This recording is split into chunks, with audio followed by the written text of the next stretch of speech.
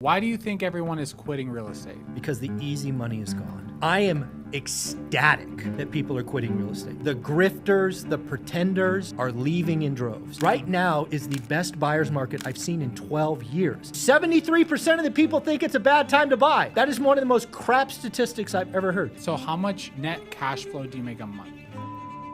Depending good, bad, and in different months. I paid $4,000 to talk to Graham Stephan. I saw that. Honestly, it was a ripoff. Now, it was actually worth $20,000, and here's why. I've been grinding for 25 years, and the hardest years for me were 2005 and 2006, 2022 and 2023. Because I've been doing this 2 boom cycles now, and it's the same story. Money comes flying off the sidelines. Real estate is easy. Everybody thinks you can't lose. All these strategies come out of nowhere, and the pretenders and grifters, they soak up the oxygen, and then they get stupid, and they're frauds, and they're thieves, and they go away and become Starbucks baristas. So what I would tell you to do is, Michael Zuber, you lied to me. You lied to me. You said I was going to be able to buy rentals and live off the cash flow and not have to work anymore. I own 20 rentals and I'm still working. What happened? well, first off, you have to admit your lifestyle is a little higher than most. No, yeah, maybe. Yeah, I maybe got just few a little, kids. right? Yeah, Got yeah. a few kids, got another one on the way. So first, let's address that in right away. Can you buy rental properties and really live off the cash flow? Yeah. The answer is obviously yes. Plenty of people do those. But what I will say is most people won't. What I think you should do with one rental at a time or rentals in general is complement whatever your retirement plan is going to be, right? Most people aren't going to build a portfolio over the course of 10 years that, allows them to replace their income and live lavishly and do all these amazing things. It's possible, but not probable. I do think that real estate with leverage and the benefits of taxes and all the beauty that is real estate over time is the surest way for people to get wealthy. Those are vastly different discussions. Yeah. You're talking about replacing active income, Yes. and I'm talking about building wealth, right? Everyday wealth builders. We're not talking about replacing your active income. It can happen, but it won't happen quickly. You've been buying rentals. You're at 20, but you've been doing it for like 7 seconds. Yeah. Right? No. I've been doing it for 25 years. That is vastly different. I've been buying rentals now for almost 10 years. So you have Isn't that crazy? That is pretty awesome. So how are you doing on the first one? My first ones are crushing it. If you watch the Graham Stephan episode, he was like, oh, these are good right here. Vegas. These are good. All my Vegas ones, good. SoCal, good. I still have those 2 losers in Joshua Tree. Yeah. But, so this is my question to you. Yep. First of all, how many rentals do you have now? 180. You have 180? I thought you only had 80. No, 180. And how many are paid off? Ooh, I would have to guess it'd be close, probably a third. A third? Yeah. So how much net cash flow do you make a month? Shoot, 45 to 80, depending good, bad, and in different months, right? Okay. I have, right. So damn. So I need that many rentals to get to 40K. Well, again, I'm in California, right? A little bit higher rents. I don't know that you need those. Again, what this whole magic is about understanding what your monthly expenses are. Yeah. Let's just pretend for a minute it's 10 grand. I know it's not 10 grand. You're a baller. Let's go to 20. All right, do 20. It doesn't matter. So it's Yeah. 20. So what you need to do is you need to build a portfolio that spits off some number X 20. Yes. Right? When you're at 20, it probably only needs to do 2X. If you're at like 8, you probably need to 3X that, right? Because the variability and expenses and bad months and all of that Can you explain that again? Yeah, so if your lifestyle costs $20,000, Yeah. you don't need 60 to feel comfortable because that's a 40,000 delta, Yeah. right? So that's 3X. Oh, you need to make 2X what you want to net. Right. Got it. If you have a big base like 20, but if your net's like if you need 4, which some people live on, $4,000 a yeah, month? some people do. In I know Vietnam? no, there are plenty of people in the United States that live on $4,000 a month. Yeah. So I would recommend at least 3X. So if you're balling it out 20, I recommend 2. But if you're smaller, I want 3 because of that variability in water, water heaters and eviction. You don't want to, be too close to the edge. And that's gross rents or No, that's net. rents? Net. Okay, net, so I need to get to 40K a month net to feel good. To be good at 20. Correct. Because of all the the CapEx. ups and downs. Yeah, got it. Okay. Yes. Well, that's just very discouraging. So, okay. So Why is that discouraging? 40K a month net is with rentals is like, I need to own 40 houses that are paid off. And that's where my next question is going to be. So with me, right, I could just bring up my stupid calculators again and figure out, is it better for people to buy a small number of rentals? Let me re-ask this looking at you. Is it better for people to buy a small number of rentals and pay them off, or to own hundreds of rentals and then you just have a smaller net cash flow per door? I believe the strategy, and it's the one that I used, is you should know whether you're in growth mode or chill mode. What do I mean by that? Okay. While you're building your portfolio, in my case, I was busting my ass as a W-2, traveling all over the world, living below my means, buy. Yeah. And then at some point, you get to the end of the journey and going, I don't want to run that fast anymore. I want to move over to chill mode. So what Olivia and I did is we actually shrank our portfolio about 50 units, and we paid off a bunch. Yeah. Right? So again, what I would tell a guy like you who's hungry and driving is build a portfolio to whatever you think a number is. And in a decade, you can go, hey, I'm going to sell the dogs, Yeah. right? Take my money back, get my appreciation, whatever, pay off half my portfolio, and overnight, you've got the cash flow that you need to retire. So I think you should be building, and then at some point sell the ugly ones, which you'll know, and then pay the rest off. The problem is, before we look at my rental portfolio again, is like, I don't want to get into like this huge amount of debt. Like, I'm in $3 million worth of debt right now, and it's like, for me, that's a lot. Am I thinking too small? Am I being a little? Well, you're being a little bitch. You're being a bitch. No. Well, again, like, so my portfolio. Michael's never called me a bitch. Thank God I'm far away from you. Well, you're pretty buff. You're pretty buff. So again, if you're, what I would ask you to look at is, don't look at the debt. Look at the rental income compared to the mortgages. Okay. So like your rental income is probably $30,000 or whatever it is. If you like, Yeah. So so your loan balance is 3.1. yes. Roughly. So what's your total rent? And your rent's 34,000. Yeah. So you're more. Okay. Here's where I'd want you. So right now your mortgage payment's about 24. Yeah. And your rent's 34. Yeah. That's pretty skinny. Yeah, that is skinny. Yeah. So that really means you're probably only Making nothing. Yeah. You're making $2,000 best case. Yeah. Yeah. If that. Yeah. If that. Yeah. Right. Everything goes right. Yeah. Yeah. Right. So that's pretty high leverage. Like if you saw what we had, like my rent's, I don't know, 250-ish, something like that. And our debt's, I don't know, 47 or something. So you collect $250K a month in Roughly. rent, and then mortgages are 50. only $40,000. 47 or 6 or something. But how the freak am I going to do that? So I started buying houses in Kansas City. It's time. You need to, you are always want to go 1,000 miles an hour. Hell yeah. Real estate is not timing the market, it's time in the market. Yeah. Well, I'm just trying to use, because I want to retire in the next 5 years. I don't want to work anymore. Well, Super. you could do that. Yeah. You have to go to live in a cheaper place. No, my problem is not the living expenses. $20,000 a month, But I don't have a mortgage. and you're still spending $20,000 a month. Yeah, I have kids, and like, I'm not spending $20,000 a month, but I need $20,000 a month to cover my living and to build savings. Sure. And to just like have crap money. Sure. Like, I can't be like, 5K. Oops. Yeah, and then what I'm saying. Sorry, kids. Yeah. You don't need those braces. Yeah, exactly. So like, I feel like 20K is reasonable. I don't feel like that's like living lavishly. Okay. Or do you think so? Well, I don't know. Again, I don't know. Everybody can make their own decisions. Like I said earlier, plenty of people find a way to live on $4,000 a month. Yeah. Right? Plenty of people do 6. Plenty of people. Some people do 40. I got a buddy in my network who lives on 40 a month. a month. Yeah. Yeah. I mean, it's just what you want. Yeah. So for me, 20 is like where I want to be at. Okay. So you looked at my rental portfolio. Yep. You see all the numbers. Yeah. What do you think I should do? Well, again, I think what I would be doing in your case is busting my ass for the next 5 years, try to double that portfolio. I'm just picking double as to give you a target. Yeah. And then in 5 years, sell off again half, Dang. take the equity, pay off the others, and then suddenly those numbers look better. Okay. So in the next 5 years, do you think that I should, and I got to give you props. I started buying rentals after our last podcast. Nice. And I told you that. So all those Kansas City, I bought a triplex in Las Vegas. I bought a duplex in like all these. I'll show you really quick. They don't have dates.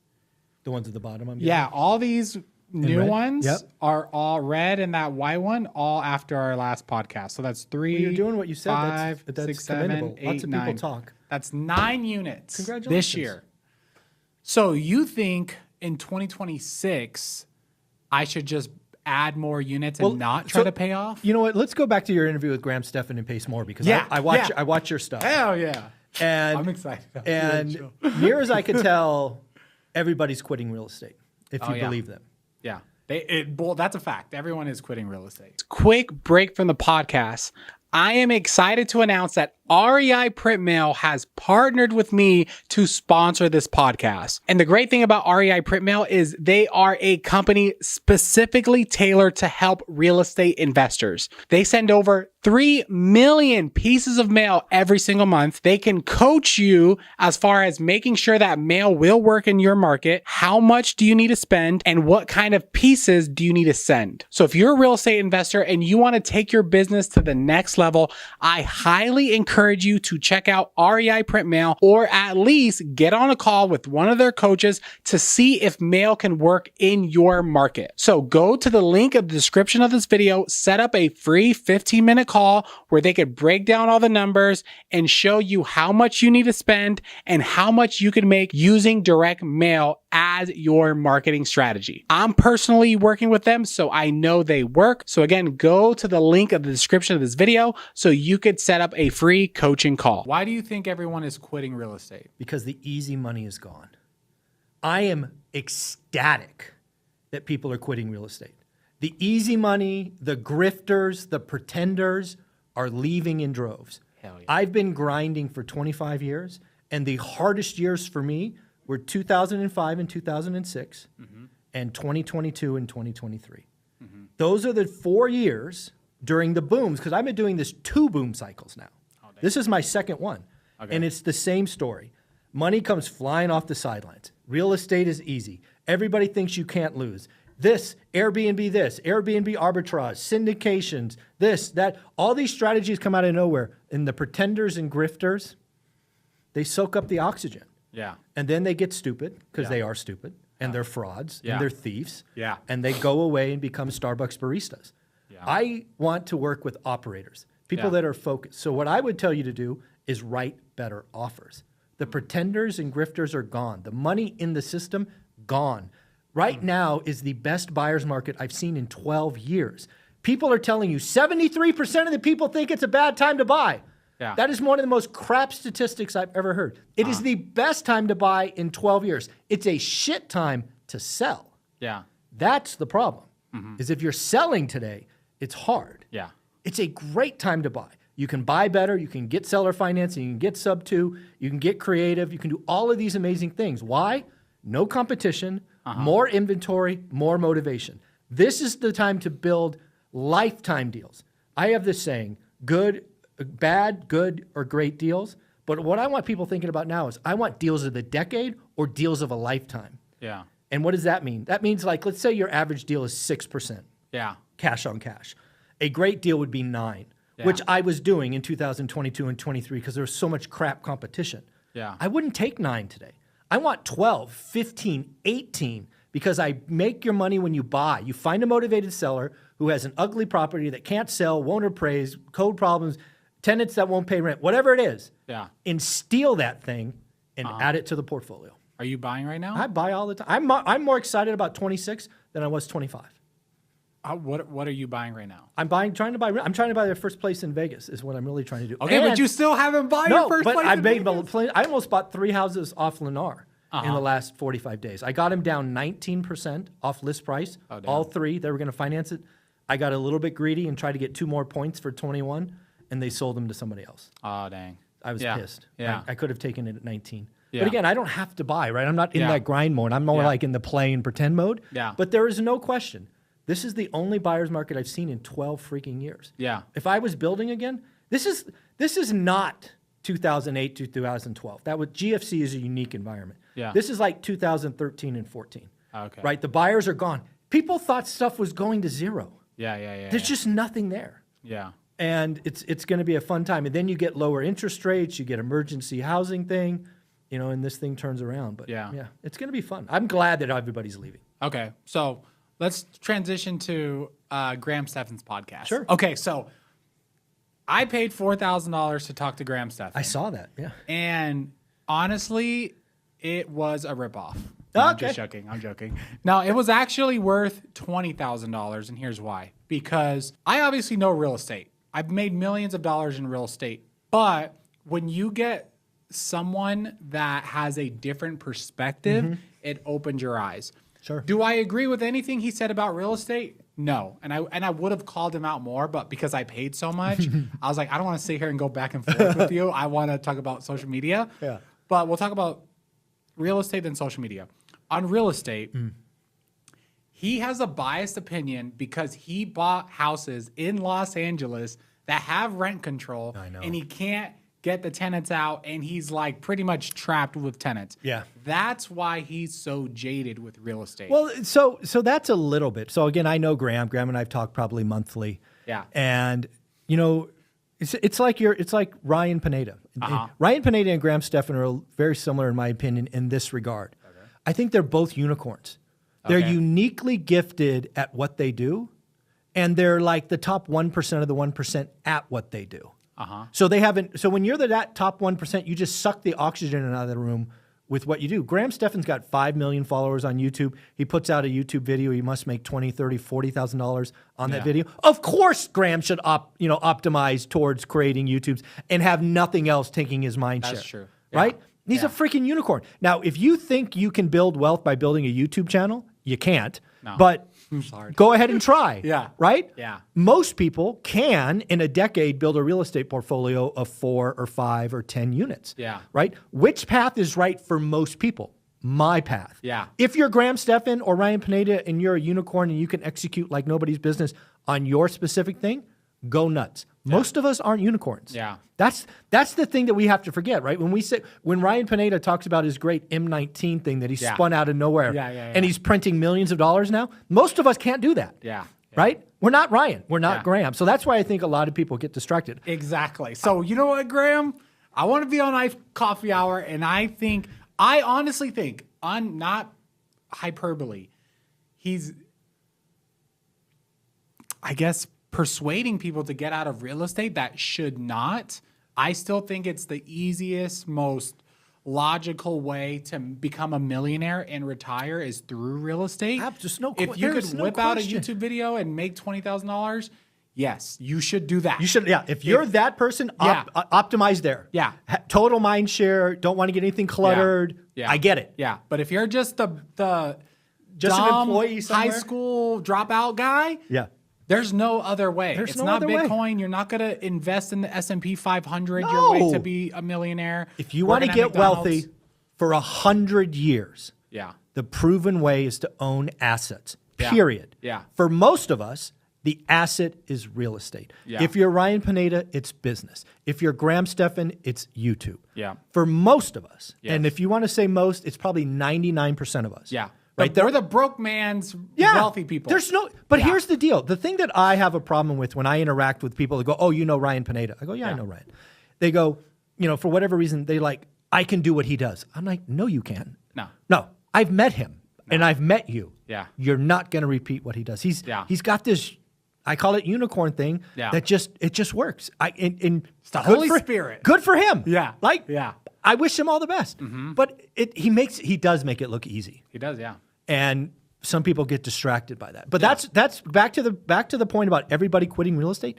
That's why everybody's quitting. They fucking think it's easy. This is for grinders and operators and people that are going to make it day in and day out. The first 5 years suck. Yeah. But it is the way for most of us to get wealthy. Yeah. No argument. You can't argue the facts. Most of us will get wealthy over a decade. Yeah. Inflation's a feature, not a bug. Yeah. It is just that simple. Grind, and look up in a decade and see where you are. Yeah. What do you think about, to stay on Graham Stephan before we get to the social media part? Sure. What did you think about that episode? I thought it was really good. I thought he went over things I've never heard him talk about anywhere else. Hell yeah. I like his thoughts on real estate. I don't think he had broached. I actually pinged him after that interview. I go, dude, you never told me this. He's like, yeah, it's, they're quitting real estate and selling. They wish, like you really felt it in his voice. Oh yeah. Like, I felt I saw a different side of Graham getting interviewed versus him interviewing people. Yeah. And I was asking that's what I'm saying. Like it was more of a coaching thing because I genuinely wanted to know things. It wasn't a retention play. And like you were trying to play. Yeah. I was like trying to, and what I got out of it was like, he's so good at social media that it makes sense for him to just put all of his effort into his genius zone versus that. Real If estate. you could do it again, I would ask him a question like that. That's the one thing that after I was done watching was like, Graham, don't you know how much of a unique? And I've actually pinged him. He's in Japan right now. Yeah. I'm gonna try to interview him and try to get him back to that point because I think that's a missing point. Yeah. I do think a lot of people are seeing that video, not realizing the nuance of LA. Like if you gave me a house in LA County, I would sell it immediately. Yeah, we get houses every day in LA. Ignore it. And we don't buy them. No, of course not. Why would you? I mean, it's like so it's Russia there, or North Korea or something. Yeah. Right. And Gavin Newsom's trying to run for president, but we're gonna get to that later. Get to that in a minute. Yeah. Woo! Yeah. Let me just say this: in bro culture with Gavin Newsom, I just have to go here. He, if you're gonna sleep with your best friend's wife, that's all you have to know about the human being. Oh my gosh! That's who he is. He sleeps with his best friend's wife. That's all you have to know. Oh no! So back to Graham Stephan's interview. Okay. I want it because I think that's an important point. I think a lot of people look up to Graham. Yeah. Myself included. I started my channel because I watched him when I was in Taiwan 7 years ago. Yeah. It means something to me. Yeah. And I think a lot of people look at that like real estate's not worth it. But they don't understand. Yeah. For most of us, 99% of us, the only way we're going to get wealthy is real estate. Yeah. Most of us aren't Graham Stephan, Ryan Pineda. Most of us aren't going to have enough income to save for the S&P 500 and get somewhere. You've got to look for that alternative. And I always talk about it. It's in my book, right? You get to 4.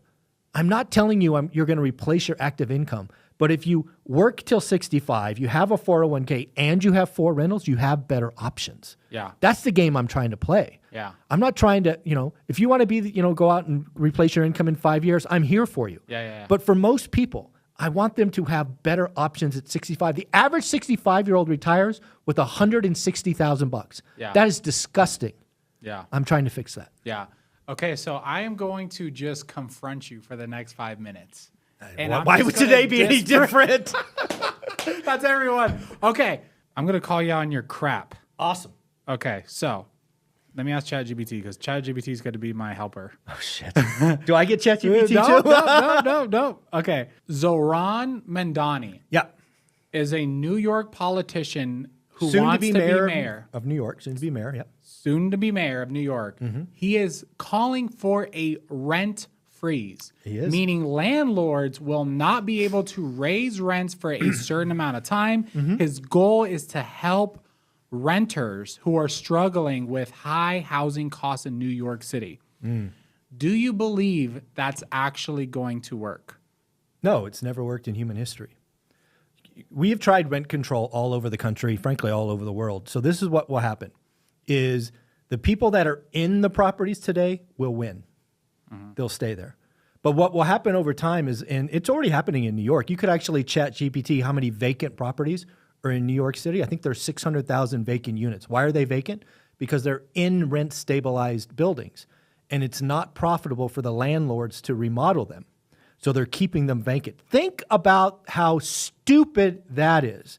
You make it impossible to fundamentally remodel a unit because the rent is so restrictive. Mm-hmm. So you're going to have more units not on the market. You're going to have people locked in the house forever. Mm-hmm. And then there's going to be no movement. So no, it will be horribly wrong. Not immediately. In the beginning, it will feel great for a minute. Mm-hmm. And then it will feel horrible and get increasingly bad.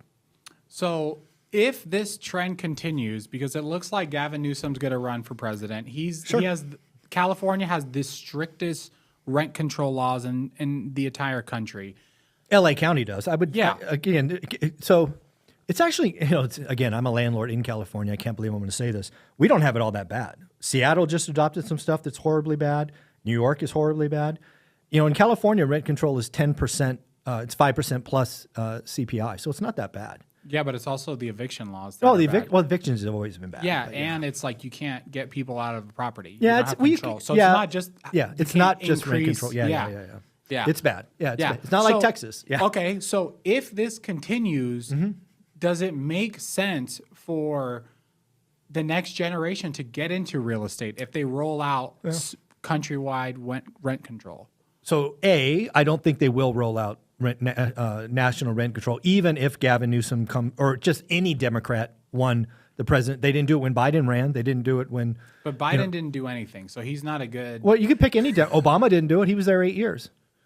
Yeah. So but again- Obama had to fix the housing issue, so he was giving out like credits and all types of so stuff. the point is, right now, housing is handled at the state level. Yeah. The federal government, if you read the Constitution and all of that, doesn't have any control over it. It's a state level.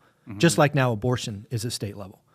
Right. So again, I would not get all concerned about national rent control. It's a state level thing. Yeah. So I wouldn't worry about it. But your point where you're going with this is interesting. We are getting to the land of extremes. Yes. The fact is, Mondani may become the face of the Democratic Party. I know. Oh my God. But I know. so think Or about it's that. Gavin Newsom, which is worse. I'd rather take a socialist than Gavin Newsom, because Gavin Newsom is such a liar and such a fake person, and he's so dang bad. And as a Christian, we're supposed to love our neighbors. And I love Gavin Newsom, but I hate his politics. He is so bad.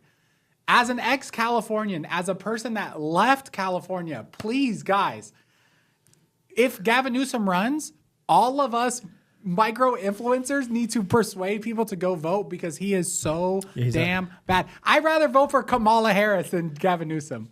I'm not going there. Anyways. But this is the problem we have is I do think. So let's talk about Mondani. Why is Mondani such a popular figure right now? Because we have no. He has a message that resonates with a large percentage of the population. Which is what? Rents are high. Rent Period. control. Now he's talking about free buses, food, care for your kids. Yeah. This is a high school. This is like a high school election where one of the football jock gets up on stage and says vending machines will be free and no more homework on the weekend. Yeah. Yeah. You can't do those things. Yeah. Right. But he's going to say it because that's what the audience wants to hear. But I'm saying his main thing is freeze rents. The next Democratic person that runs is going to come out with rents are too damn high. We need to the landlords are bad. As soon as COVID-19 hits, no one has to pay rent. There's no eviction. There's an eviction moratorium.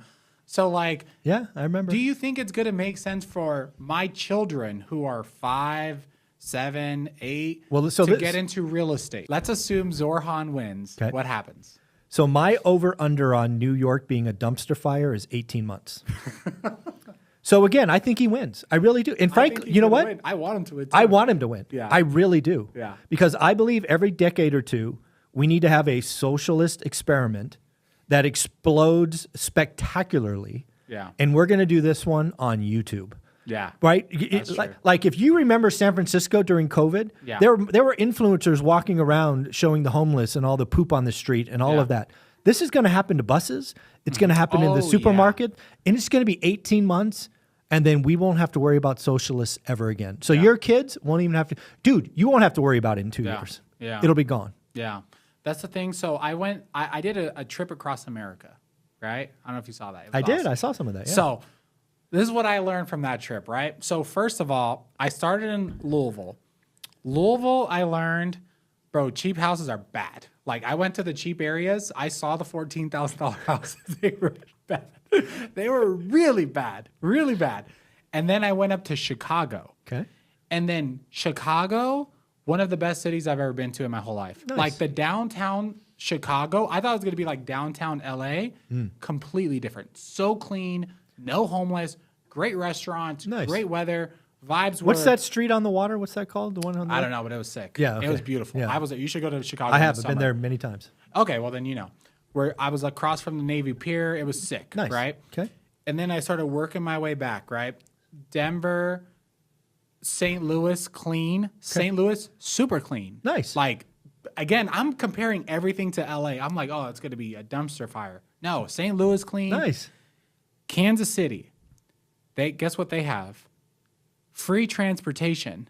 They have a free bus line. Okay. And as we were driving around, I was asking my friend who was showing me around the city. I'm like, why is there like all these homeless people like standing right there? Like random spots, just mobs of homeless people.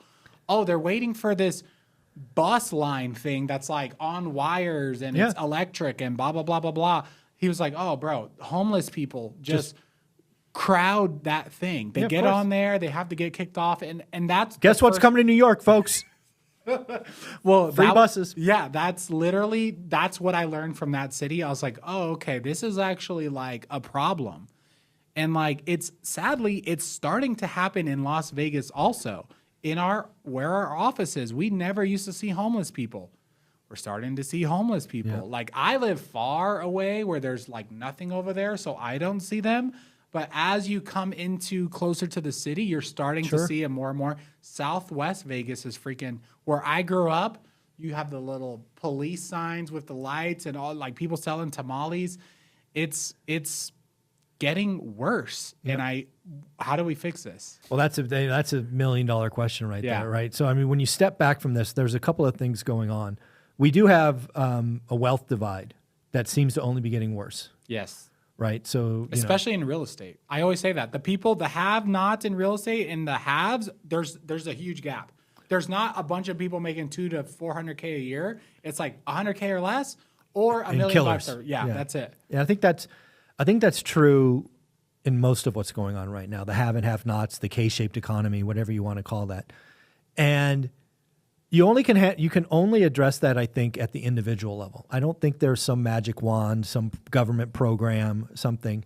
I think what the biggest problem is, and again, this is one guy's opinion, is I think a lot of people have given up. They've lost hope.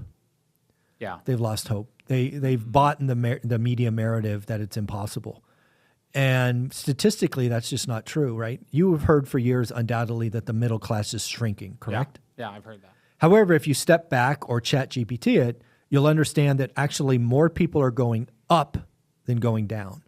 So again, the statement that the middle class is shrinking is technically true. But what they forget to tell you is more people are going up than down. Mm-hmm. So what does that mean? That means there's a game to be played. And if you believe there's a game and you're willing to study and learn the game, you can play and win. Yeah. But if you give up, you just want to go through life ho-hum, you want to live on credit and, buy now, pay later for everything, I can't help you. You want 7, streaming services and the latest iPhone and you want to live for today, I can't help you. The way to get wealthy is come hell or high water, find a way to create disposable or discretionary income as much as you can. Yeah. Then get really, really good at something, could become elite at something. And now for me, that was my buy box, 93703, 3 or 4 bedroom homes. For you, it's maybe rentals in St. Louis. I don't know. But find your thing to be uniquely good at and then go ham for a decade. Yeah. You'll be wealthy in a decade. Most people can't delay gratification. It's the 2 marshmallow test, right?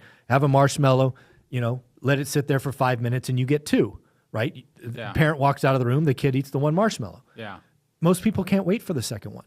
And that's the problem that we have is I think a lot of people media has always been, if it bleeds, it leads. You throw on top of that social media, the crash bros and the doomers, they're just killing hope, man. Yeah. And if you kill hope, I can't help you. I just can't help you. But if you have hope, if you have belief, if you can sacrifice for a decade, everybody can get rich here. This is the best country on the planet to get rich. It does take time. It's not overnight. Again, the pretenders and grifters come when the money is easy. They're now leaving, which is why I love the fact that everybody's quitting. Makes my job easier, right? It was tough to compete with everybody can get a DSCR loan and everybody had all this money raised for syndications. I love it when everybody leaves. So again, it's not that hard, but it does take time. Okay, so let's talk about delayed gratification because I am like in that season, like my diet's really good. Everything that I'm doing now is like working on my discipline and my like delayed gratification with like buying rentals, my diet, literally everything. Nice. Spending, all this crap. I'm like saving as much as I possibly can. So I love this topic. For me, you hear a lot of people talk about motivation and discipline. Hey, quick break from the podcast. If you're enjoying this podcast, make sure to give it a like, comment, and share. And if you're someone that actually wants to start investing in real estate, whether that be flipping, wholesaling, or rentals, and you want me to help you, go to the description of this video and fill out a link and we could see if we could work together. In case you didn't know, I've done hundreds of flips, wholesales. I own millions of dollars worth of rental properties, and I've helped hundreds of people rather start their real estate business or scale their real estate business. Right now, we're doing 6 figures a month flipping and wholesaling, and I want to be able to help other people who want to start or other people that want to scale their business. So if you need help with leads, if you need help with raising capital, if you need help with building a sales team or closing more deals, I can help you. So go to the description of this video, fill out the application to see if we could be a good fit. If not, just keep enjoying the podcast, subscribe, and I hope you guys enjoy. Yeah. Right. Motivation is like events. You get this little bolt of electricity and you're motivated for a minute. Yeah. But motivation dies. It's the discipline that sets you free. Yeah. How do you build your discipline? How do you build muscle? How do you lose weight? It's time Don't and eat commitment. crap. It's time and commitment. It's consistency. It always is. Right? There's been plenty of studies. How do you build a new habit? Do the same thing for 30 days in a row. It becomes a habit. Yeah. Right? That's it. That's the secret and the myth. Most people just want to say, everybody wants an easy button. Life's not that way. Life is hard. Getting to be 300 pounds is hard. Going from 300 to 200 is hard. Choose your hard, right? You're going, hopefully, you're going to be 65 someday. Yeah. You can be 65 and broke or 65 and rich. Choose your hard. I would argue being 65 and broke sucks. Oh, yeah. For sure. So don't do that, right? Sacrifice a little bit, grind for a decade, see where you are. Yeah. It's okay. Yeah. It takes time for everybody. I know 9th grade dropouts. I know Section 8 moms. I know people who had $200,000 in debt and didn't make more than $17 an hour. If you just do it, stay focused, consistent, day in and day out, get past the first 5 years, it gets easy from there. Not to get back into real estate, but let's say someone's listening to this and they're in LA, Hawaii, places where it's like literally, it pencils out that you're negative $1,000. Like it literally There's happens. plenty of those. It happened to me. Yeah. So like, what do those people do? So give me like specific advice. I will. So you have 2 options. Again, let's say you're in the top 10% of markets in the country. So Miami, New York, Chicago. like all those really. So you have a choice. The first choice you have is if you don't own a home yet, you can do what's called house hacking, right? So again, you can get roommates. You can get, if you want to buy a fourplex, you can do something like that. Yeah. Because what most people don't realize when I talk about creating discretionary income, your largest expense ex taxes is shelter. So if you can take your shelter from $3,000 a month to zero because you have roommates or you live in a fourplex and the other pay for it, you're winning immediately.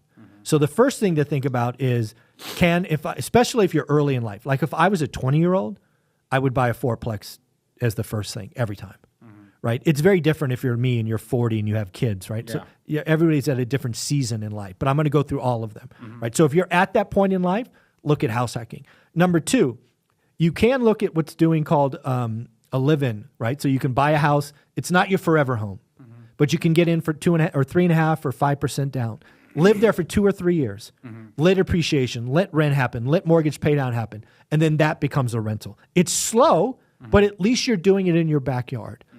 And again, what did I do? I lived in the Silicon Valley, arguably one of the most expensive parts of the country. I looked for a year, Brian, to find cash flow. It didn't exist. Even in 2001, it didn't exist. That's crazy. So I had to go 2.5 hours away to a new market called Fresno, California. That's 2.5 hours one way. That's 5 hours round trip. Yeah. So again, there is cash flow around you. It's how much do you want to work, right? So again, how far are you willing to go?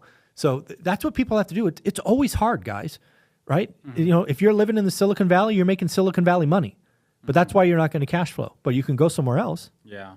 Let's talk about social media. So what did you get out of the conversation with me and Graham about social media? He is very good at what he does. And the reason he's so good at what he does is he's always he goes frame by frame. Yeah. As a guy who has never edited a single video, to listen to Graham say that he spends upwards of 12 hours on a single video hurts my head. I haven't spent 12 hours on my videos in 7 years. I know. It's like, well, that's why he is what he is, right? Because he's willing to do what I'm not willing to do. Yeah. And again, if you know anything about his story, he did the same thing with fish tanks, right? Back in the day when he was in high school and of that age, he was this infatuated with fish tanks and coral and fish and all these. He just like laser focuses on something, and over time becomes the top 1% of the 1%. He just chose YouTube, which happens to be a very high-paying career. He is not balanced. Yeah. That's the thing that people don't get about Graham, is he's not a balanced individual. And it's okay. He makes it work, but he's not balanced. Most of us would not want to do what Graham does. Yeah. Right? I mean, let's just be real. Do you want to spend 12 hours in front of a computer? I couldn't even do it. Yeah. I mean, not once. Yeah. Are you freaking kidding me? Yeah. Right? But again, there are people out there. Again, people say it all. There are people out there that are just killers. Yeah. And he's a killer. He is. And he deserves all the rewards that he's getting. Yeah. Because most of us aren't willing to do what he does and aren't willing to do it. How long has he been doing? Like a decade? Yeah. Can you imagine doing that every day for a decade? Yeah. Kill me now. Yeah. But that's why he's who he is. He's got that thing. What I learned from going to Graham Stephan's house is like, one, he is ultra focused on videos, and that's literally his life. Like even scheduling with him, he was like, hey, we're going to put this on the schedule, but if something comes up, I have to cancel it and film a video. Yeah, of course. I showed up. He set up the cameras. He set You up got the into audio. his studio, right? He Yeah. did all the stuff. Yep. I've been filming videos for 5 years. I don't know how to work a camera. I know how to plug the stuff in. And how did it go? Yeah. Yeah. He's the one that helped pick the title and thumbnail for our video that got 50,000 views. He had us send him the edited file, and he went in there and tweaked it. and tweaked it and made sure everything was good. Like, he is a YouTube genius, savant. and he's the top 0.1% of like YouTubers in the And that's world. why he should quit real estate, because that's his thing. Like That if is you true. have something where you are the top 0.1, Yeah. go do that. Yeah. Most of us aren't that. Exactly. And frankly, never will be that. Yeah, that's what I learned. That's because I went there for YouTube advice. So one, he tore up my page. He was like, dude, these thumbnails suck. And I was like, bro, I know they suck, but like, why? And he was like, they're he'll just tell you. bad. I was like, I know they're bad, but tell me why. So Yeah. Tell me what a good one looks like. yeah, exactly. So he gave me the advice on the titles, the thumbnails. I also asked him offline, should I I think on the video, like about my Christian stuff and YouTube stuff, he told me to split them, and I'm going to show you the results of that. I'm guessing it's working. Yeah. It's so Graham Stephan's right again. I'm going to put the longs. I'm going to just show you the longs. We'll Again, put this up for is the people why to he's see. this is why he's so good at what he does. Oh, he's just 101, 160. That's crazy numbers. On a brand new page, and I've been bumping my head fighting for 3,000 views. That's crazy. Per month. And Those he's are like, oh, split them and improve the thumbnails and 75x. 100,000x. Like it's just crazy. And I'm like, okay, so that was worth it. Yeah, no kidding. Seeing his dedication towards it, I was like, okay, like there's levels to this. There's levels to this. And what I got out of that is I just need to hire someone to do that for me. Like I've always had people that split things that like they do a little bit of this, they do a little bit of that. I need to hire someone that has that brain, and I kind of did, and that's why it's working. Good for you. So I learned that on social media, and I guess I did also learn that he said, YouTube is a hamster wheel, and like as soon as you stop is like the beginning of the end. Mm-hmm. So I don't know why, but for some reason I always thought like, oh, like once you have clout, like you're always gonna have it. But I think YouTube is different because I think like we'll say movies are timeless. Like I just watched a Denzel Washington movie, I think Inside Man. That movie's like 20 years old or something like that. And I just watched it like last week, a YouTube video about what's currently happening on the market that has a short lifespan. Absolutely. So I think that's also what I learned from him. And I was like, okay, I need to funnel these people into something, but I don't want to do education. Like I signed up one guy for the school that I just started, and I'm like, man, like I'm thinking about refunding him because I'm just like, I just don't want to do it. I just don't want to like. It's funny you bring this up be because obligated to these people. It's funny you bring this up because I sold courses online.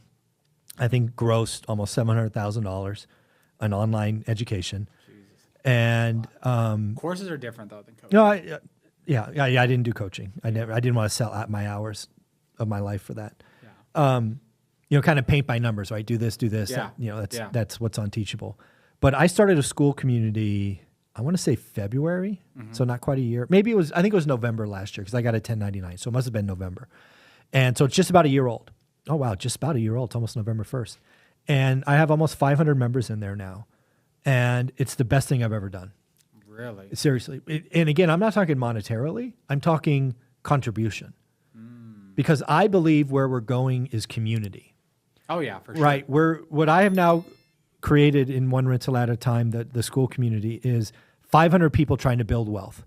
And they're all at different levels. Probably most importantly is I'm only committing about 2 hours a week to school. I do one Sunday session at 8 a.m. if I'm not traveling, right? 8 to 9, live Q&A. And then I reply a little bit here and there to the forum post. I'm not the most active person. My job is to make sure no grifters and fraudsters are in there and I kick them out if I see them. So that's what I do, right? Try to keep the playground neat. But we have 9 people now that are running accountability calls. We have an accountability call 7 days a week, and I don't pay anybody.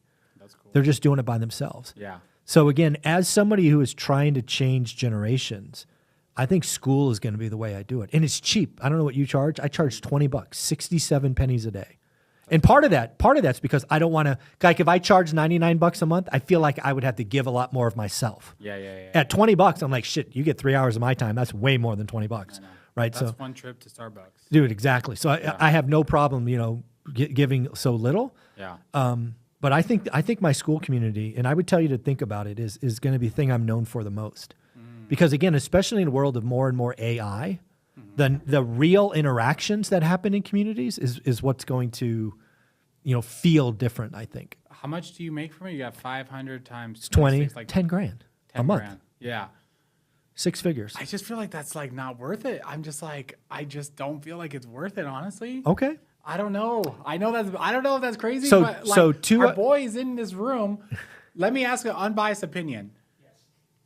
Would you rather do a $26 school community, build it to 500, or try to do more deals in your real estate? Which one do you think I would do more deals in my business. you would or you wouldn't? Would. You do would, more yeah. deals. Yeah. That's kind of where I'm at, where I'm like, Well, maybe that's right for you. Yeah. And again, I everybody's... know to each his own. Yeah. But again, we just go back to the early part of this video, right? You're Yeah. trying to retire in 5 years. Yeah, I'm already retired. that's true. That's true. And I'm making, Context matters. Yeah. yeah, 10 grand a month extra. Yeah. I think the problem is people will listen to this, including me sometimes, and they're like, oh, well, 10 grand a month, like that's pretty good. And then we get excited and then we start like dabbling in something Yeah. else. I've been You doing a gotta be really good focused, job man. of cutting that. Focus, Last man, time focus. you yelled at me, I did. I stopped the property management thing. Oh, yeah. That was crazy. Our real estate business is doing great. Yeah, keep watering that thing. And maybe that's the right thing for you. Again, Yeah. dude, you only have 24 hours in the day. Yeah. And you're committing, 8, 12 to the family and Yeah. sleep. You've only got 12. Yeah. And you're doing this, that, and the other. Yeah. You probably have too many things. School's Yeah. probably not the right thing for you Yeah. today. Yeah. But again, for somebody who's already finished the race and is kind of in the stands Yeah. chilling, Yeah. it's a lot of fun. What about, okay, so to continue on social media, how's your social media doing? I think you go through seasons, hamster wheel, like you said. So again, I'm not Graham Stephan. I don't edit anything. But, I get 10,000 to 12,000 views a day. I still do 3 videos a day, 1 live and 2 posts, 7 days a week. So, thousands of videos a year. Yeah. I'm having fun. I love it. Yeah. It feeds a lot of other things. Yeah. So I like it. Are you trying to grow it? What's your biggest struggle with your social media? My biggest social is comparison. I think that's the thing that even I suffer with. Yeah. Is comparing to others. And I guess the thing that drives me the most crazy, and I got this from Graham Stephan, interestingly enough, is the doom channels dwarf me. Yeah. So Graham and I talk. So I sent, like, if you pull up your YouTube analytics, Yeah. and you go to audience, and if you scroll to the bottom, there's subscribed and unsubscribed. Yeah. Right. For most people, according to Graham, unsubscribed is, so yours is not subscribed 91, subscribed 8.4. Do you see that? Look at how different our channels are. Because you're so big, you got the old man. Dude, I can't see shit. No, actually, it's close. It's close. So see subscribed and not subscribed, how different they are? Damn, 77% of your video I have a loyal base. They watch. They I'm watch. the complete opposite of But you. this is what Graham tells me, that this is most people. He goes, Zuber, you're an odd duck. Yeah. And he goes, if you want to be big like other people, this has to be best case 50-50. Yeah. So he That's says, crazy that 70, just so people understand, 77% of his watch hours are from people that are subscribed. So that means, you know, 7 out of 10 people that are watching his videos are the same people over and over again. exactly. That's crazy. And you got 9%. 90. 9. So 9% of my viewers are repeat viewers. Correct.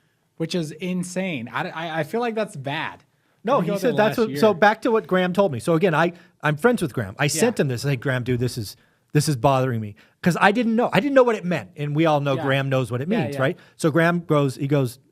He said he was really kind. He goes, "Can I tell you the truth?" I'm like, "Yes, of course. Tell me the truth." He goes, "You're not growing because no new people are watching your stuff." Yeah. Which is true, right? Only the old people are watching. Nobody new's coming. Yeah. So what he told me to go is, you have to make a choice. Yeah. If you want to grow, Yeah. you have to lean into negative headlines and negative thumbnails. Hell yeah. That's not who I am. Yeah. I'm opportunity, possibility, but whatever, right? Graham's the best. He's the savant. So for 6 weeks, I leaned into what Graham said, Negative. and it worked. Hell yeah. I got 150,000 more views. Dang, son. Subscribers went up. However, my comment section became a toxic soup of losers. And as Liberals. losers, I didn't say that. Losers, That was a joke, kind of. brokies, Yeah. give up, Yeah. no Kamalas. hope, whatever. People are gonna clip this on and give it crap. But remember what my goal is. My goal is Yeah. to change lives. Yeah. Is to establish hope, not kill hope. Yeah. And they were all brokies and losers. Yeah. And I have to tell you, for the first time ever, I thought about quitting YouTube Really? because I answer every question. I answer every comment still to this day. That's crazy. And to see all the losers, I'm like, I'm out of here. I don't want to be around these people. Yeah. So I had to go back to the original way. I just have to know that I won't grow. You But know what that's I thought okay. about? I had another idea, Zuber. What if we did a show together? Go ahead. Let's go. I thought about it, like, because this is what I think. There's a couple ways to dominate in social media, right? One is you put high quality video, like, you know, you do one a week. It's super high quality. It's Mr. Beast style, like something like that, right? Another one is current topics, right? So I thought about doing almost like a PBD type podcast Once a where week. it's like once a week or twice a week. Sure. Where it's like, this is what happened, like Zuber or Zangani, Yeah. blah, blah, blah, blah, blah, blah, blah. Zillow, blah, blah, blah, blah, blah, blah, blah, blah, blah. We could do a show every Friday, 8 a.m. if you want.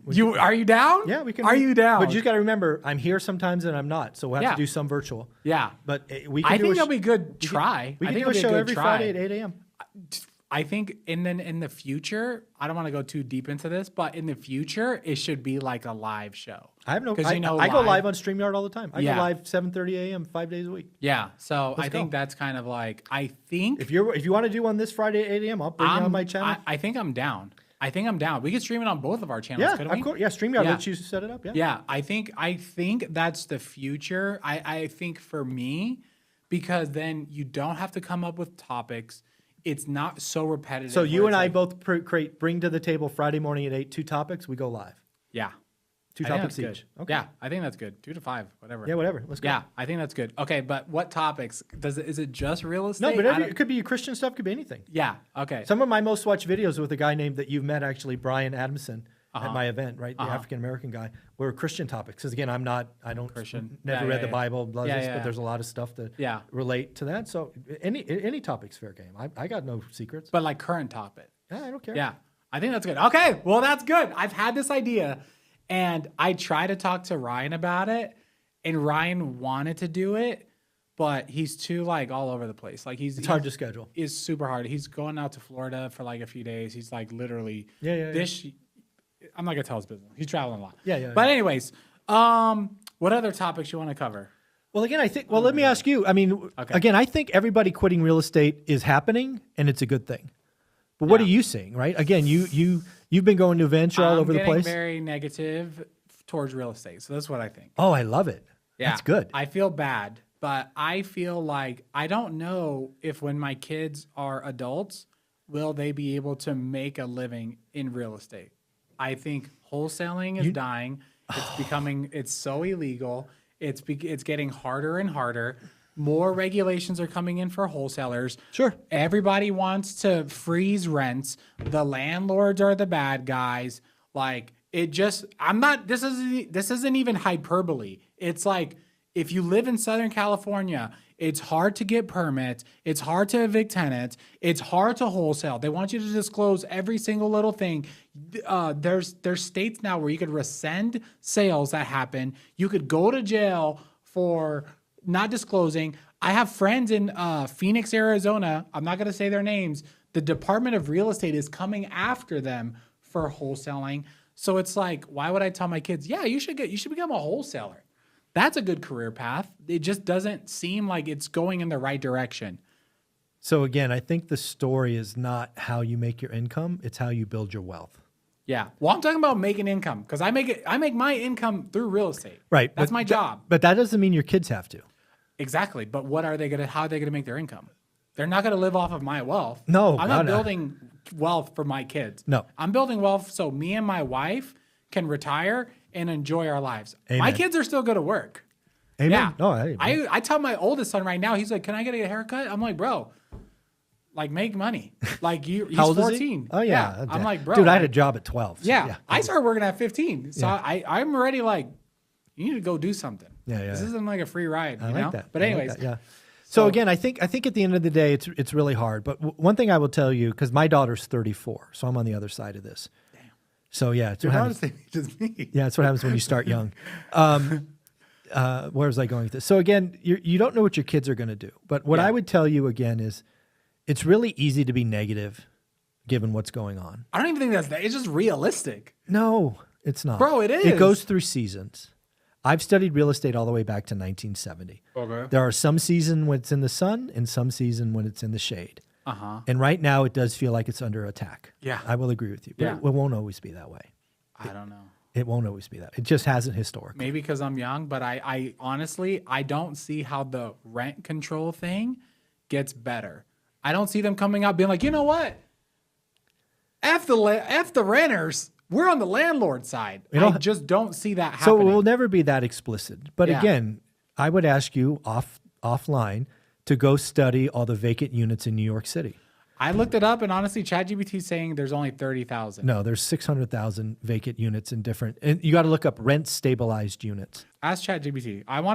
We're gonna test. How many vacant units in New York City from rent stabilized units? What does that mean? So again, there are units in New York City that are under rent control, meaning you can't raise rents to some level. Yeah. And landlords who own those buildings are just not filling them. So actually it says 50,000. You see? Yeah. Not 600. No. Okay, hold on. Let's see what it's saying. Reporting city. So city number of rent stabilized units that were vacant but not available for rent. 40. Oh, that was in 2021. There were 600? No, 42,000, Yeah. 43,000. Okay. Doesn't know how many are today. So let's just talk about what that is and why that's a problem and why it only gets worse from here. Basically, in these rent stabilized units, AKA rent controlled, you can only raise rent so much when it goes vacant. Yeah. Okay. So what the landlords are telling you, why there's now, let's say 50,000, not 650,000, is it is not profitable to repair the unit and rent it at this level. So they're keeping it vacant. Yeah. And what does that do to values? You can actually look up rent stabilized apartments for sale in New York, and they're collapsing because they're not profitable. Yeah. So what's going to happen is eventually these entire buildings will be vacant, or the laws will change. Yeah. Yeah. That's just how math works. I don't know.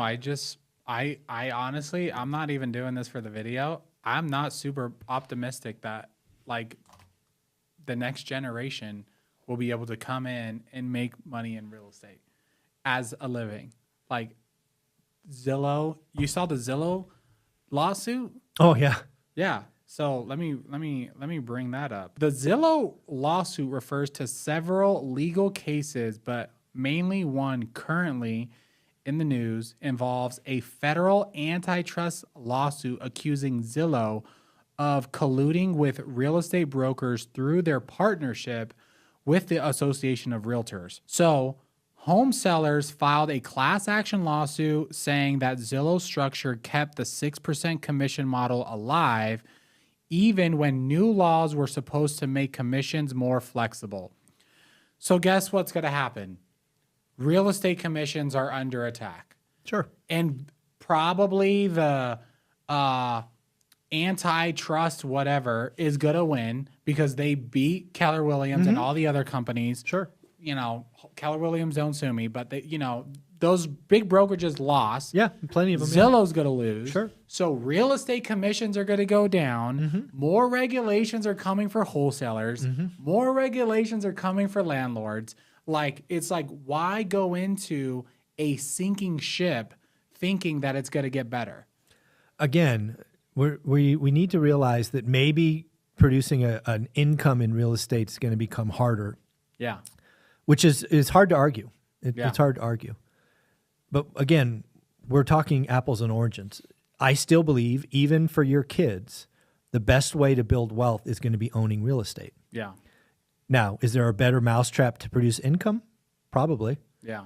But we're talking apples and oranges. It doesn't change. Yeah. You got to be able to find value, buy below value, right? Add value, and hold for long term. Yeah. That's what we should be teaching our kids. The game of Monopoly is remarkably good if you step back and look at it. Yeah. It tells you to own property, own it for a long time. Yeah. You know, instead of just going around passing go and collecting a paycheck.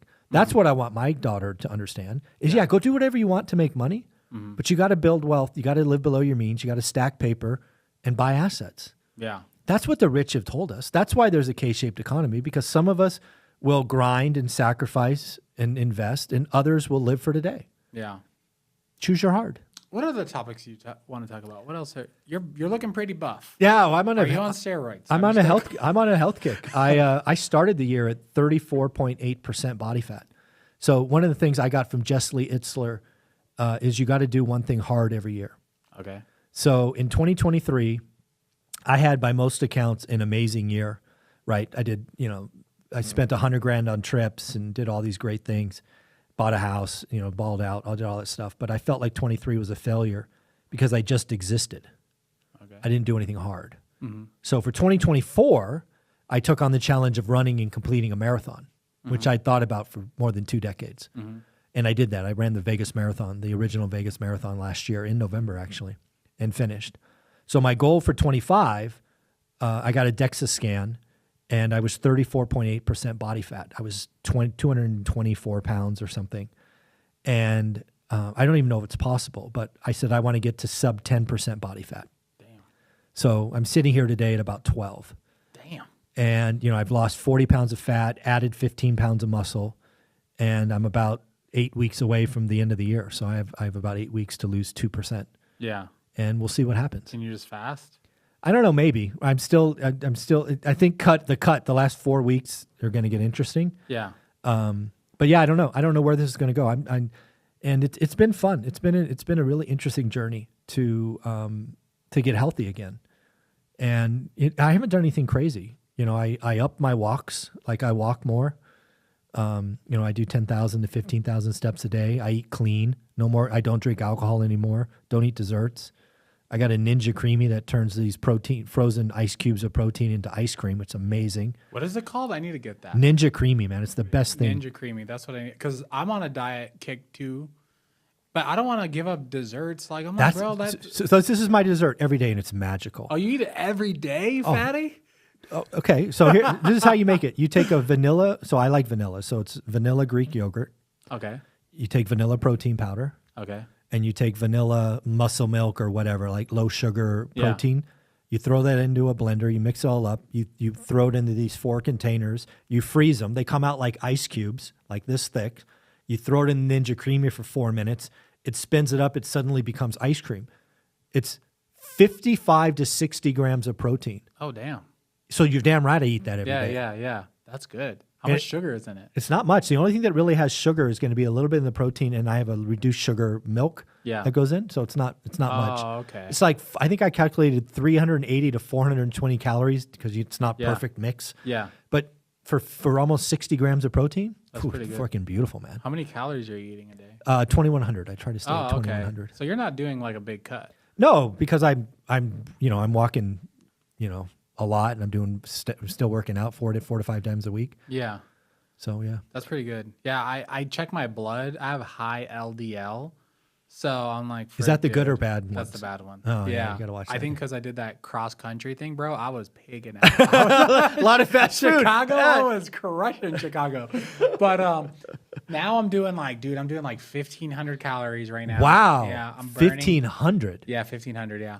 But you get used to it, honestly. Like if you do it for a So week, you must be fasting. You're only doing 2 meals a day? I'm doing like 1 meal a day. Oh, okay. Yeah. So you can have a decent 1 meal. Yeah, but dude, my 1 meal, 1,500 is probably on the high end. So like, I'll have a salad with fish, no salt, no seasoning, No dressing. no nothing. Another thing that I've noticed is like, you don't really have to put seasonings on fish and stuff when you cook it, because you can just put it on after. Yeah. So if you're doing it both, you're just taking Double. a lot of sodium. Yeah. So I'm eating fish and salad every day. Okay. And then we're doing date nights, so I kind of pig out on date nights a little bit, but not like normal. Yeah. But the only thing I'm struggling with is like, dude, I want to have dessert. I'm like, No, this Bro, Ninja Creamy will change your life. okay, I'm gonna try that. It was I'm gonna freaking try magical. that. It's not like to go black too magic. deep in it, but like, is there any other like recipes Dude, instead of vanilla? no, I mean, again, you just choose what you want. Chocolate, peanut butter, whatever. You do Greek yogurt as the base. You do a protein shake. Make the protein shake whatever flavor you want. Yeah, And then you have to get a similar milk or liquid. yeah. Go ham. It'll be, I mean, I've done peanut butter. I've done, Can I get a Target? yeah, probably. I mean, you Amazon it for sure. I'm gonna freaking get that thing. Yeah. Any other topics you want to talk about? Yeah. I mean, I still think it feels like to me like you're losing hope, and you can't lose hope. Bro, I'm not losing hope. I'm losing hope in real estate. Oh, okay. All right. I honestly feel like this is my prediction. Everything always swings, right? We went super woke, liberal. Now we're like Trump's posted memes of immigrants being deported. I believe we're gonna swing back. Oh, really? Okay. I think we're gonna swing back, and it's gonna be Gavin Newsom or. So let me ask you Zandani. this. So what do you? So okay, 2028 is the next election, right? Yeah. Do I have that right? Yeah. So let's assume it's Gavin Newsom and JD Vance. Let's just assume those Yeah. are the two running. Yeah. It seems to me that you think Newsom has a better chance than Yeah. Vance. Okay. Yeah. I think. Let us know in the comments, folks. Yeah, Do you think yeah. JD Vance or Gavin Yeah, Newsom? Let yeah. us know in the comments. I think Gavin Newsom because he speaks better. He looks the part. He's getting social media. If you look at, I don't know. Oh, if yeah, you I've seen it, yeah. He's starting. He was on All the Smoke. I don't know if you know. Yeah, All I the did. Smoke. Yeah. Did you see how he talked? No. Oh, it's bad. I He- grew up. he I tried grew to up act black? You said it, not me. Yeah. It was bad. I Was mean, it? why do they always But come people with fancy fall for it. voices? But people fall for it. Come People fall on, for it, bro. people aren't that stupid. Bro, I look at the comments. Like I look at the comment, they're like, "That's my president." Blah blah blah blah blah blah blah. So Oh my God. I am okay, but this is why, not to bring it back. That's why I'm like, okay. So you think Gavin Newsom will beat JD Vance? I think so. He's I think so. crazy. I don't know. It just swings. It always swings. It always. If it's not this election, it's going to be the following election. But that's why I'm like, with my 2.5 in debt, I'm like, should I just freaking hurry up and try to pay this crap off before it gets bad? That's why I'm like, I need to hurry up and like do this. Even the president of the United States doesn't really matter that much on the ground. It's far more state and local and real estate. I can't. As soon as Donald Trump won, we started making more money. Oh, I understand. Immediately. I've seen it. Immediately. Like literally, it was like a light switch. We started getting more deals. We started getting like, I think the president does matter. And I also Psychologically, believe, yeah. Mhm. And I also believe, great example is my YouTube page. Yeah. You go on a different ship. 100,000 a view, 100,000 on a long form video. I saw that. A brand new channel, 100,000. How many videos have I posted to try to get 100,000? I don't have a single video over 100. Exactly. So I believe that the ship that you're in matters. Sure. So if the ship that you're in is getting shot at constantly. Yeah, that's true. Yeah, I mean, yeah, if Gavin Newsom won, it would be concerning. It would be concerning. Yeah. It would be concerning. But do you then think I should just hurry up and try to pay off this real estate? I think you're adding undue pressure. You're adding a shot clock Yeah. to something that I think takes a decade. Yeah. But I've been buying real estate for a decade. You've only been really ham for like 1, 2. Yeah. I'll say call it 5. yeah, I'll okay. say 5, and then I took a year off, so we'll say 4. Let's call it 4. Yeah. And again, I've never changed my opinion. The first 5 years suck, and you really see the movement after 5, but it still takes 10. So again, Trump's got this office for another 3 of those, so that'll Yeah. get you to 7. Yeah. Right? So you should see real movement. And no, I don't think you should add a shot clock. You should keep doing what you're doing. You have 6 more or whatever it was Yeah. since we last spoke. Should I keep buying in Kansas City? I don't or know what do you wherever think? the numbers work. I don't know your markets. That's a you discussion. Well, it's easy. California, high appreciation, no cash flow. Kansas City, high cash flow, no appreciation. But can you buy better in Kansas City? Like, can you buy with a 20% value? Like, can you buy at a discount? yeah, everything I'm buying is at a discount. So, yeah. so if you were to sell them, you have I would make equity. something, or at least break even. right. Yeah. So you would have something. So let's play this out. So what I see is, like, I'm just trying to jump in the time machine. It's now 2030. Okay, so Trump's out, Yeah. Newsom's in. Yeah. In Or your Kamala Harris. Yeah. she your runs back world, against- whatever. So let's just assume you have what you have in California and Vegas, and you've got 50 units in St. Louis or wherever it is, some other no appreciation place, and you don't like where we're at. You know, at that point, you could do a couple of things. You could sell the California stuff, which still has a lot of equity, and pay off your St. Louis, and your cash flow doubles or triples, right? Because the debt's gone. That's not a bad outcome. If that's the worst case scenario, it's not a horrible outcome. Yeah. So you think I stack more units? I do. I think you're either in growth mode or chill mode. There is no in between. So I have to keep growing. Damn, man. I'm trying to chill. I'm not trying to grow. Wait, you can't do both. I'm lazy, You bro. just told me you want to retire in 5 years. I do. So you're not done. You're not But then chilling. can't I just pay off the 2.5 and I make $35K a month? You're either in growth mode or chill mode. Why are we Yeah. arguing about this? Yeah. But because growth mode could be just paying it off. No, that's chill mode. What? No, that's chill. Freak, dude. I don't want to do this. Well, hey, if you want to be Yeah, done, yeah. then just do you. I mean, at Yeah. the end of the day, you know, I think Yeah. Pace Morby told me one time, know thyself. yeah. And just because you're asking my question and I'm giving you Yeah. my opinion doesn't mean Yeah. shit. Yeah, Know yeah. thyself. I know, but If I you're have to if you're listen to turning you into 'cause you're Dave smart. Ramsey, then Yeah. you know it's nothing wrong with that. Dave Ramsey's a multimillionaire. Yeah. Yeah, he owns I don't know 9 figures of real estate. Good for him. Yeah. So you can absolutely do that. Right? If Yeah. you're just at that point in life where the debt scares you more than anything else, then fuck it, go pay it off. It's not even the debt. It's like you buy a rental. It happens every single time. I'm going to tell you guys how buying a rental works now, right? You buy a rental. You're like, you know what? We're going to get $1,400. Okay. The rehab's going to be $50K and it's going to take 90 days. It takes 6 months. The rehab goes to 75. The rent comes in at 1,300. Like you have problems with the tenants. It happens every single time. And with my properties in Kansas City, the property manager on the last one, I'll show you the email. I was like, hey, this is going to come back more. This is like, you're saying it's 50K. It's going to come back more. Let's try to get the 50K down. Ended up coming back more. And then I'm just like, bro, it's just dumping money in there. And then if I pull out all the leverage, then there's no cash flow. So then I have to it's like I have it. to make high income Yeah. to dump it all into real estate. It sucks. Well, you know, the other answer is you go back to California and you sell all that shit. You pay down stuff in California. You just add 1 a year in California. Yeah. There's nothing wrong with that. I know somebody that's retired on 14 units. Right? And again, we've all heard the stories about out-of-state investing, right? Yeah. Looks good on paper, not in reality. Yeah. Yeah. No, you Yeah. know? It's That's all the about hard part. That's the hard part. Yeah. Anything else? No, at the end of the day, Do you have questions from the audience?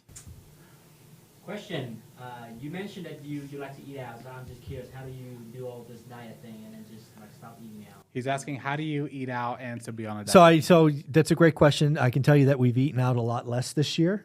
But when we do eat out, it's you gotta find a way to eat clean. So you get a steak with nothing on it. Typically, steakhouses out here like to do that.